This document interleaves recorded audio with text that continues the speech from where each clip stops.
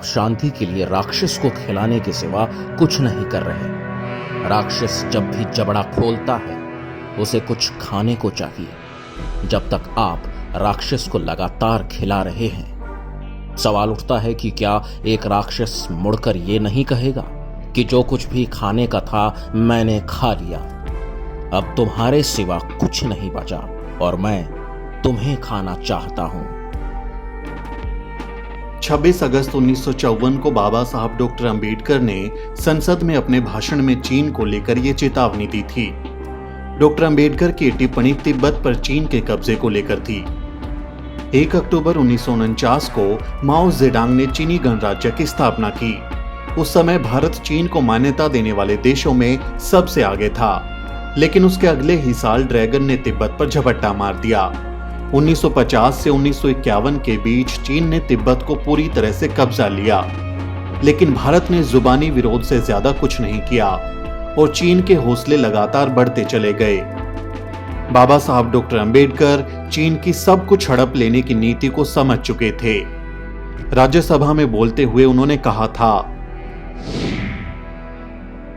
तिब्बत पर चीन के कब्जे को मान्यता देकर प्रधानमंत्री ने असल में चीन को अपनी सीमा भारत तक ले आने में मदद की है। इन सारी चीजों को देखकर मुझे ऐसा लगता है कि अगर भारत ने अभी कोई आक्रामकता नहीं दिखाई तो उसे उनकी आक्रामकता देखनी पड़ेगी जिन्हें आक्रामक होने की आदत है। यानी भारत और चीन में युद्ध के जो हालात अभी हैं, उसकी भविष्यवाणी बाबा साहब डॉक्टर अंबेडकर ने 65 साल पहले ही कर दी थी। डॉक्टर अंबेडकर की दूरदृष्टि ने चीन की मक्कारी को सबसे पहले पहचान लिया था।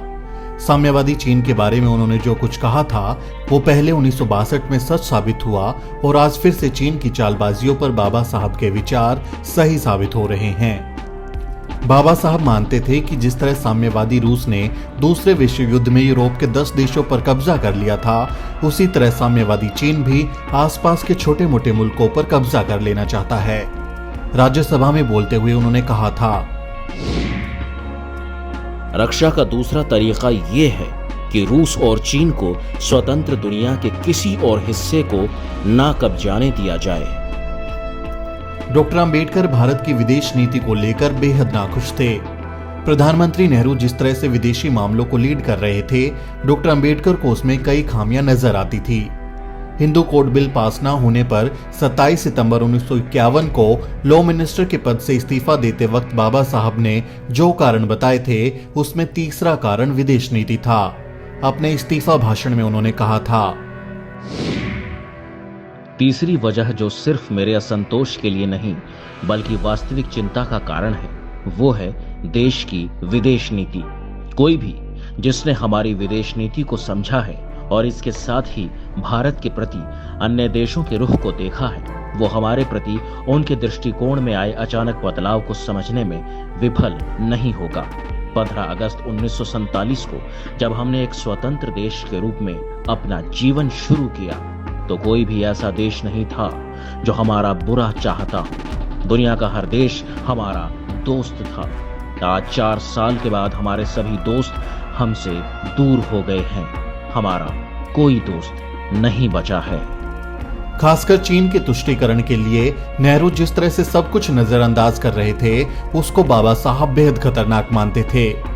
नेहरू ने माओ जेडांग के साथ पंचशील का समझौता किया, लेकिन तिब्बत में बौद्ध लोगों पर हुई क्रूरता को देखकर बाबा साहब कहते थे कि समझौते का चीन के लिए कोई मतलब नहीं है। 26 अगस्त 1954 को राज्यसभा में उन्होंने कहा था,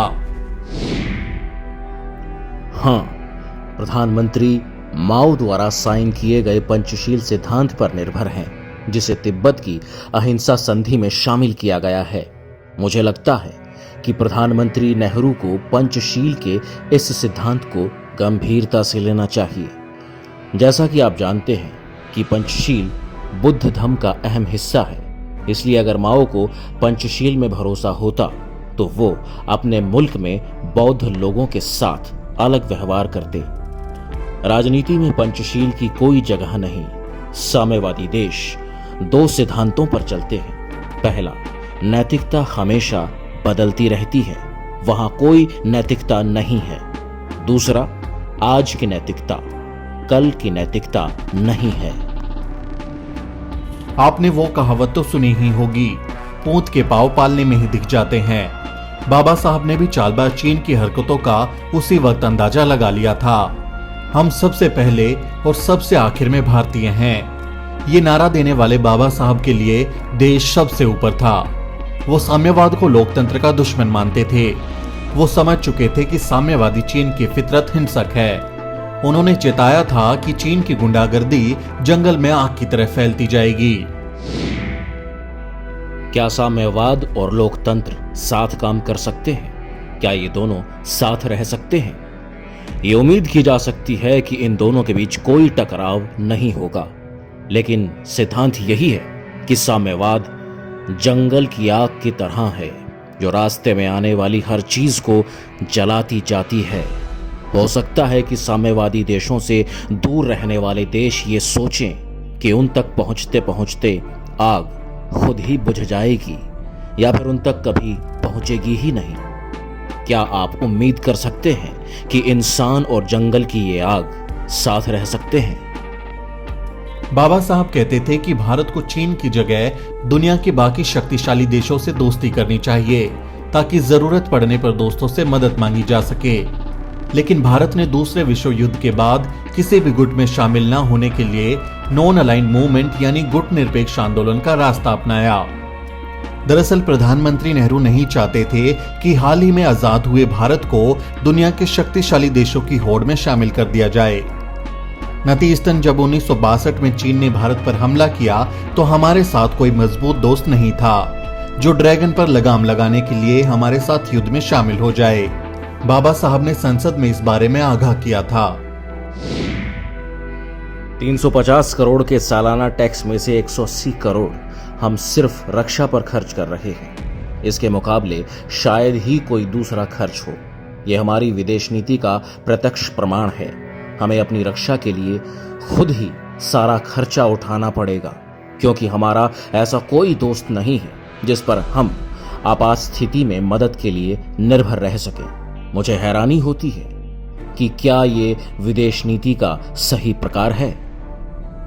शायद इसीलिए कई इतिहासकार कहते हैं कि अगर बाबा साहब डॉक्टर अंबेडकर भारत के पहले प्रधानमंत्री होते तो भारत किसी और ही मुकाम पर होता, क्योंकि बाबा साहब अपने समय से बहुत आगे की सोच सकते थे। वो उस दौर में साम्यवादियों के बढ़ते प्रभाव को लेकर दुनिया को चेताते थे। 20 नवंबर 1956 को नेपाल की राजधानी काठमांडू में चतुर्थ बौद्ध सम्मेलन में बाबा साहब ने अपने भाषण में कहा था, साम्यवादी अपने विरोधियों के प्रति हिंसा और हत्या पर उतारू हो जाते हैं। बुद्ध और मार्क्स में यही मूल अंतर है। बुद्ध अपने सिद्धांतों के अनुपालन के लिए समझाने, बुझाने, नैतिक शिक्षा और स्नेह का सहारा लेते हैं। वे अपने विरोधियों को प्रेम से जीतते हैं, शक्ति से नहीं। बुद्ध कभी भी हिंसा की अनुमति नहीं देते, जबकि साम्यवाद में हिंसा की इजाजत है। बेशक साम्यवाद का परिणाम अतिशीघ्र दिखता है, क्योंकि जब वे अपने विरोधियों को ही नष्ट कर डालते हैं तो उनके सामने कोई बाधा नहीं रह जाती। भारत बुद्ध की बात करता है और चीन युद्ध की। जमीन से लेकर समंदर तक और आसमान से लेकर अंतरिक्ष तक चीन सब कुछ हड़प लेना चाहता है। उसकी इस भूख को बाबा साहब 65 साल पहले ही समझ चुके थे, इसलिए उन्होंने भारत के हुक्मरानों को आगाह किया था। उनकी दूरदर्शिता ने चीन का असली चेहरा देख लिया था। मौजूदा दौर में भी भारत सरकार को बाबा साहब के इन विचारों से सीख लेनी चाहिए। ब्यूरो रिपोर्ट, द शूद्र। साथियों, अम्बेडकरवादी पत्रकारिता को आगे बढ़ाएं। मासिक मेंबरशिप लेकर द शूद्रा की आर्थिक मदद करें। बहुजन समाज से जुड़ी हर खबर जानने के लिए सब्सक्राइब करें द शूद्र और बेल आइकन दबाना ना भूलें।